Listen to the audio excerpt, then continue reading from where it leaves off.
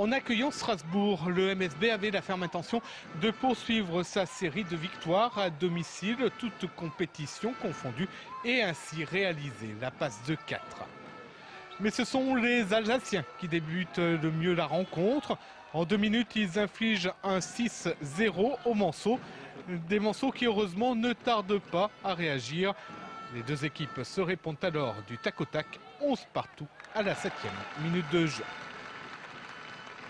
Gigi Jackson lance alors dans le grand bain Brandon Bowman, le pigiste médical d'Alain Coffey. Une première apparition encourageante. Sa présence sur le parquet semble décontenancer les joueurs de la SIG. En 6 minutes, Bowman rend une copie quasi parfaite, 3 sur 3 au shoot, 3 rebonds. Le MSB prend alors le large et inflige un 14-2 aux hommes de Frédéric Sarr, 25-16 après 13 minutes de jeu. Je crois que c'est un joueur qui est bien fait pour le championnat de France. Il a beaucoup de vitesse, il est actif, complet.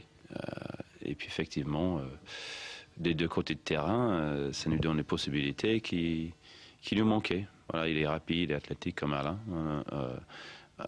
Il est un peu moins dominant dans la raquette, mais encore plus efficace dans la mobilité et face au panier. Strasbourg se relance sous l'impulsion de Ricardo Greer. Le MVP de la saison passée enchaîne les paniers. Il remet les deux équipes à égalité. Mais les Manceaux terminent la première mi-temps en faisant mouche à 3 points. 2 tirs primés en 30 secondes qui leur permettent de regagner les vestiaires avec 6 points d'avance, 39-33. Durant le 3e quart-temps, Strasbourg revient une nouvelle fois à la marque. Là encore, le MSB parvient à faire la différence dans les 2 dernières minutes du quart-temps. Grâce tout d'abord à un tir primé signé Marc-Antoine Pelin. Puis sur cette action rondement menée par Antoine Diot. C'est donc avec 7 points d'avance que les Manceaux abordent la dernière période. Un écart que les hommes de Gigi Jackson ont à cœur de conserver. Ils y parviennent durant 8 minutes, 66-58, avant de commettre quelques maladresses dont profitent les Alsaciens pour revenir à 4 longueurs. Il reste tout de même 1 minute 30 à jouer. Mais Hacker trouve la mire à 3 points. Il anéantit ainsi tout espoir de Strasbourg qui à son tour multiplie les erreurs. Le MSB s'impose 73-66.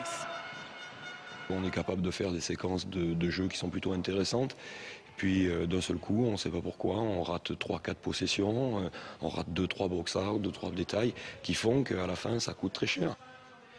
Privés de semaine des As, les Manceaux vont donc pouvoir préparer dans de bonnes conditions le match retour face à Kiev le 15 février prochain.